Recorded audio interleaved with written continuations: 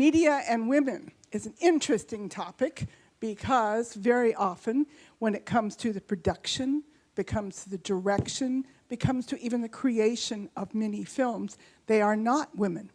Doesn't mean that women aren't doing it, but when it comes to high budget and whatever your venue, whether it's Hollywood or what have you, they are not going to women. It's only recently that we have had women even win, not just director and producer, but actually to see some women being recognized, Academy Award, this last one, for sound, and for the other production values that are behind it. It's not from lack. There was a study, just came out, 3-year study, I'm looking at it. And there was an interesting thing when the people out of USC Annenberg School of Communication were doing this interview all around, and there was many in Hollywood and what have you say, well, women are just not interested. You know, hello. It's maybe not within their small group, and the issue has always been, how do you break through it? We're going to talk about that. We're going to talk about, and then also, why do we make such a big deal about women being part of the media? Remember the Beijing Platform for Action, one of the 12 areas was media, because if just like power in our public affairs and our local government, if women are not there at the table from your production to the direction to the storytelling, then our issues, our voice, our face is never portrayed in the many ways it should be. And if we don't portray it, then we are literally, what's the term for it? We're perpetuating this very limited view of who and what women are and what they can do. And there is never more a powerful medium than the media, and I don't just mean film, I mean radio, I mean TV, I mean in advertising and down the line. So gives you an idea of where we're coming from. So let us start off with Elisa, and they're going to introduce themselves and talk about what they're doing, each one of them, and then we're going to go into the rest of our conversation. Go for it. All right, thanks, Kathleen. Hi, everybody. It's always fun to go right after lunch, isn't it? Your bellies are full and full of wonder. So much great stuff happening here tonight. So I'm Elisa Parker. I am the creator and co-founder and host of See Jane Do, and it's an award-winning social change multimedia program. And it's really about capturing the stories of everyday women doing extraordinary things and empowering women to be heroes of their own lives. I love to say, don't be a dick, be a Jane. Because it's really about, like, how long can we keep... I love leaning in. I lean into a lot of things. You know, I'm having my 17th wedding anniversary with my husband, so we'll be leaning into each other. But, you know, as far as leaning into broken systems, when I say that, it's not about I love guys. I love our man fans. And they're just as supportive and important about all this that we're talking about. When I say don't be a dick, be a Jane, it's really saying, like, let's stop leaning into broken systems that no longer serve us, and let's start to create new possibilities and the new dreams. And I think, we heard Liz referring to that as well, and Esta and all of our amazing panelists today. Really, right? Isn't it about creating the new dream? New possibilities, right? And part of media is if you can see it, you can be it, and you can believe it. And I know we've heard that a lot. So we're going to, I'm sure, talk a little bit more about that and some action that we can all take right now. And it's just an honor to be here. I just want to also mention, Esta said before that movements are about moments. Movements are about moments. And to me, that is what media is. It's about creating these moments. And if we are looking at these moments as possibilities, that is exactly what media is. It's a moment, and it shows us what's possible because we start believing it, right? It's simply a reflection of what it is what's going on in our world. And if 90%, 95% of the storytellers are men, then what does that say for what's possible for us, right? Looking in the mirror, what's possible? So that's my platform, that's my passion, is how do we recreate that? And how do we seize on these moments every single day? Because that is truly what it's about, whether that's through Twitter or Instagram or just even here today. How are we going to seize this moment today?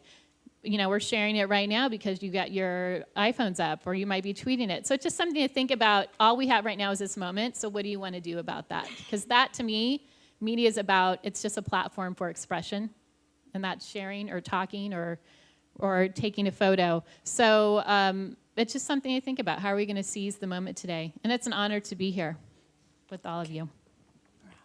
Hello, my name is Maral, and I work in the film industry right now. I went to film school, and I work as an editor, recently as a director, and also as a production coordinator on narratives and documentaries. So I think I can speak firsthand to the experience of being a woman behind the scenes.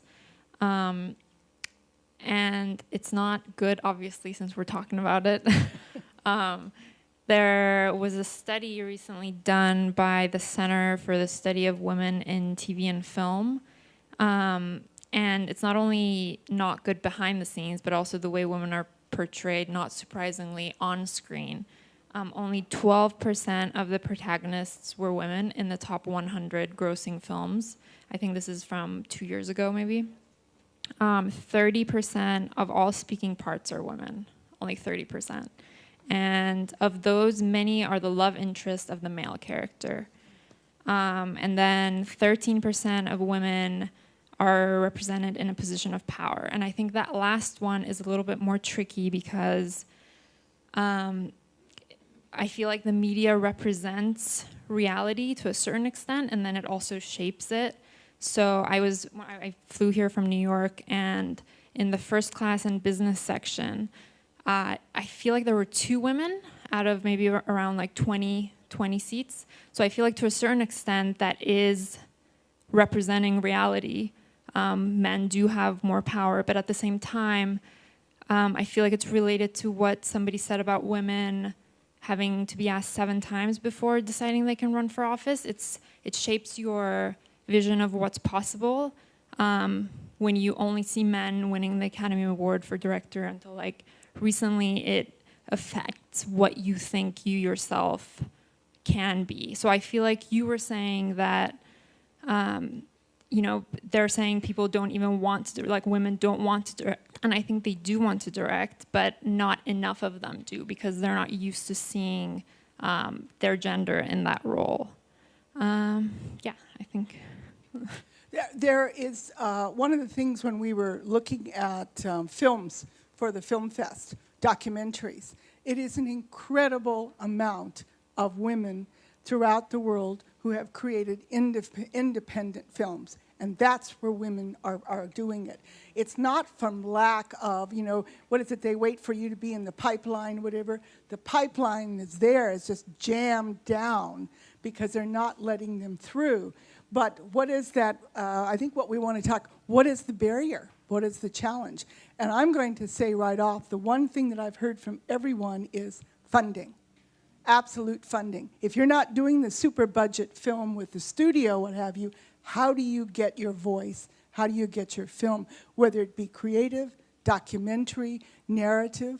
I spent, as a documentarian for my job, I would do 8 documentaries within 2 months with a budget of $9,000, which is absolutely incredibly little, and did it in 6 weeks with interviews on sites with whatever. And the only way I could do that and be able to afford it was I not only wrote the scripts, but I also, directed them, did the interviewing, and what have you, and I had a professional crew.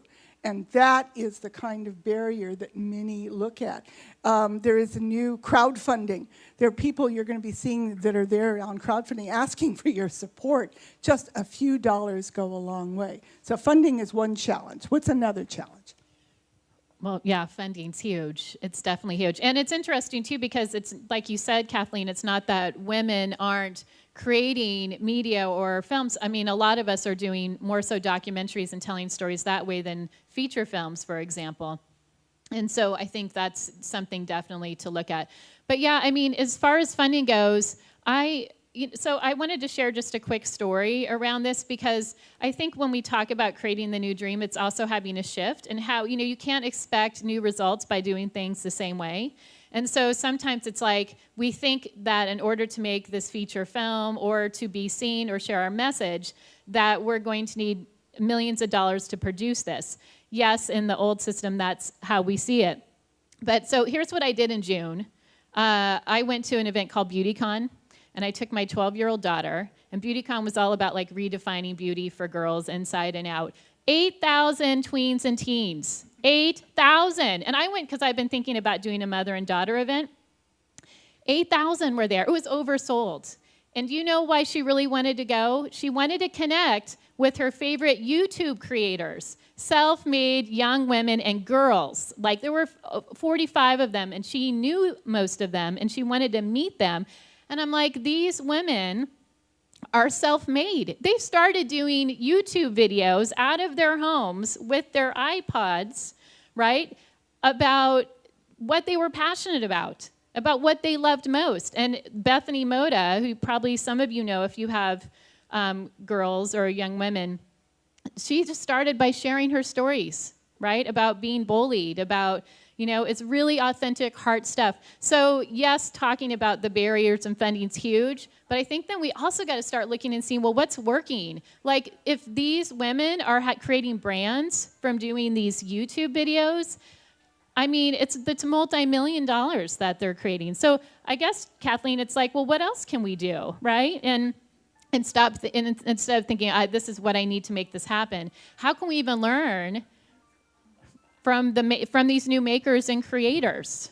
How can we learn that? I was astonished. I was like, this is a whole other thing that I'm not, because I do radio and public radio and video, and I was like, whoa, Elisa, you got to step back and start assessing what are some other ways to start making a mark and sharing voices and stories.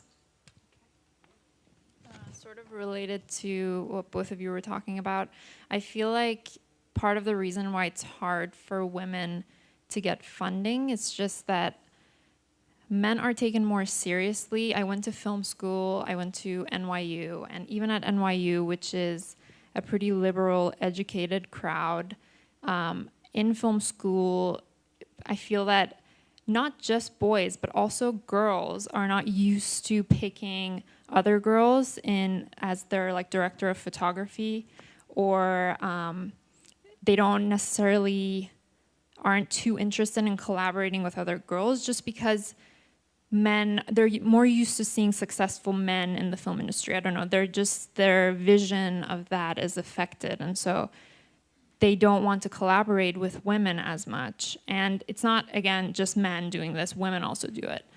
And I feel like when it comes to funding, I feel like I heard a conversation where a girl was talking about not wearing a skirt because she was going to a production meeting. It's just like you have to highlight the most masculine part of yourself if you want to be taken seriously or if you want to get money. And I think a lot of women in the industry also play along with that just to make things easier for themselves. And I guess a question to ask is, if it wouldn't be better to not do that, and so that you can actually transform people's idea of who successful people in the industry can be. You know, like if you're wearing a skirt, that shouldn't affect. Yeah. There is a special documentary that just came out, and it's called Girl Power. And we think that's good, because that's a phrase we're using when we're talking about leadership and young women or what have you. But it is interesting what the documentary is about, how the media and advertising have co-opted that term of girl power. And now they're defining what girl power is. And instead of it being leadership and being there and a voice, whatever, it's all about you've got power if what you wear, what your makeup looks like, what you play with, what you buy, that makes you more powerful in the games. So it is a constant kind of struggle to keep our message and keep our definition out there. So content is a big issue about media. Besides funding, so what other challenge do you see in what you're doing as a production person? What other what are you running up against in terms of barriers, or what's a solution? Solve the whole problem. Okay. I feel like it's gonna take time. It's going to, I mean, yeah, it's taken, we're still talking about this, Okay. you know, and it's 2015. So it's going to take a lot of time. People's mentality isn't just going to change, but I feel like it really does come down to viewing women in a position of power, changing your view of femininity and masculinity and what that means. I think those all play into not just the film industry, but all other industries as well. I feel that getting concrete laws passed, I think Europe has already started to do this, where they're requiring, a lot of countries passed this, equal funding for women and men directors. So that would really help. And I'm gonna keep thinking about other. Okay, no. One last, and I know they're already giving us a sign. They're already getting the thing. So I guess I would position that into some action items, because I know that's one of the things Marilyn was excited about. One of the events that I've created is Passion into Action, and now I'm even going further than that and just looking at how do we even wake up to the wonder that exists in all of us first. And that goes back to what your mom was talking about, that in order to, you know, one needs to know themselves really in order to change the world, and I truly believe that. So I think that's first and foremost. There's a couple of things that we could even do. The Emmys are coming up. The Representation Project has the great campaign. I know also Women in Action Media was a big part of it, called Ask Her More. Have you heard about that? How many have heard about Ask Her More? Okay, so a fantastic idea, right? We were talking about the impact of Twitter and social media. You could do it on Instagram, right? Ask Her More is like when the reporters are on the red carpet, and yeah, what are you wearing? And show us the jewelry cam, right? It's a little camera right there. And so there was a difference last year during the Oscars, because what they're doing now at the Representation Project is aligning some of the actresses and their tweet handles, and then on the right side will be reporters, and so you can tweet to both and say, hey, ask her about such and such, right? And it actually was a big shift last year. It was so successful, so they're doing that again this year. And I'd also encourage you to see Behind the Mask, You Live in, about for boys in media. What, have you guys seen that? Oh my God, it's probably one of the most powerful movies I have ever seen. Jennifer Siebel Newsom's film. So, such an important film about boys and just how we raise healthy boys in our society, and media is such a big part of that. And then just the last thing, you know, in knowing about movements, right, and that movements are moments, and how do we seize that moment? I think a big part, too, Kathleen, is in waking up to the wonder that's within us. If you're going to see, to believe it, to see it, we don't always see that in ourselves. We don't always see, sometimes women will come up to me and say, like, I don't even know what I'm supposed to be creating or doing in this world. I don't have the answers for them. I can ask the right questions, but we are born with those already inside. So sometimes, though, have you ever had a mentor, someone you deeply admire, and she says, Kathleen, you are such an amazing connector, right? And the work that you've done, to have someone see that. So my action item for you would be to even a woman here today, maybe you haven't even met her, but I bet if you say it, it'll deeply align with her. And say, the wonder in what I see in you. This is the magic I see in you. Because we have to start with each other and just in this moment right here. And so those three things, seeing the wonder in each other, right? Check out Ask Her More. And what's my third one? Tweet this right now. Or go on Instagram. Yeah.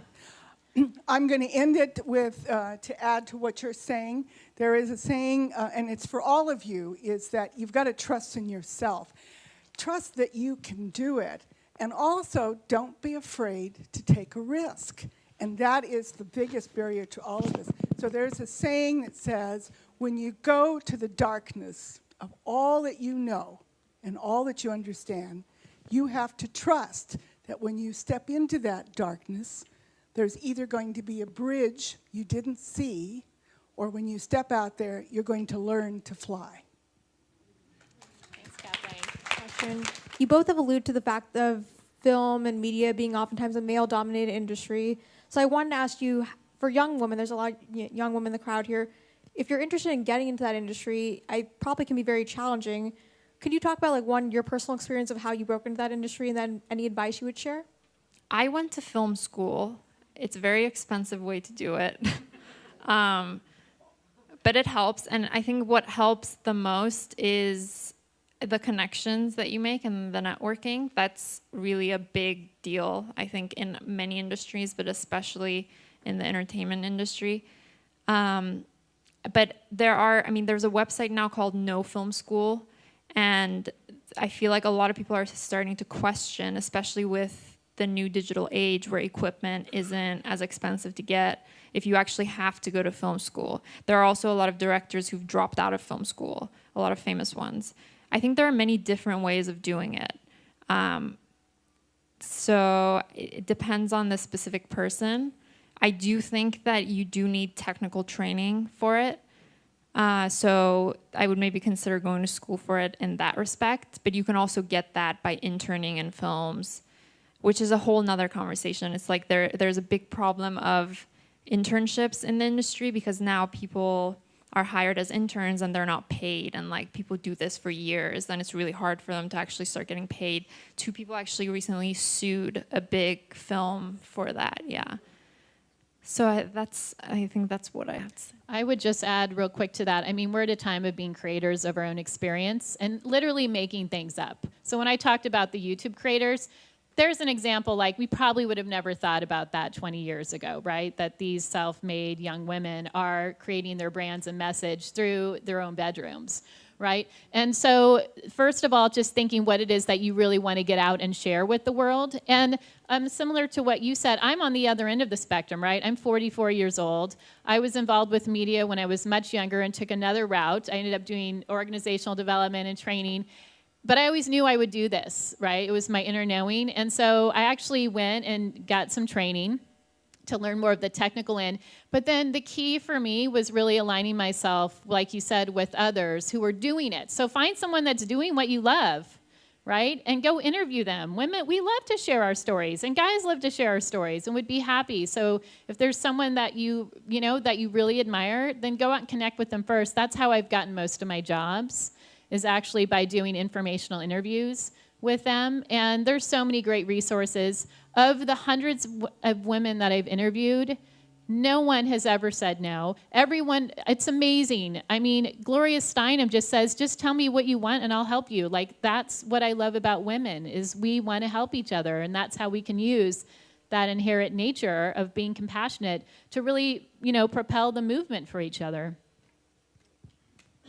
Go to another resource, the Gina Davis Media Institute. That is a really, really, based out of Los Angeles, and but she and that whole group and their connection to actresses, filmmakers, what have you, they're all about bringing women to the forefront, and what a great place to connect and probably give you some good insights. Resource. Another great resource that I did actually my training with was with the Women's Media Center. So they have it's very competitive now, but it's the Progressive Women's Voices training. See yourself as an expert in something, right? It's about young women. See yourself as what I'm an expert in, and that's what they work with you on. And then how are you going to share that with the world? So invaluable. Can't recommend it enough. So another great resource. Okay. Thank you.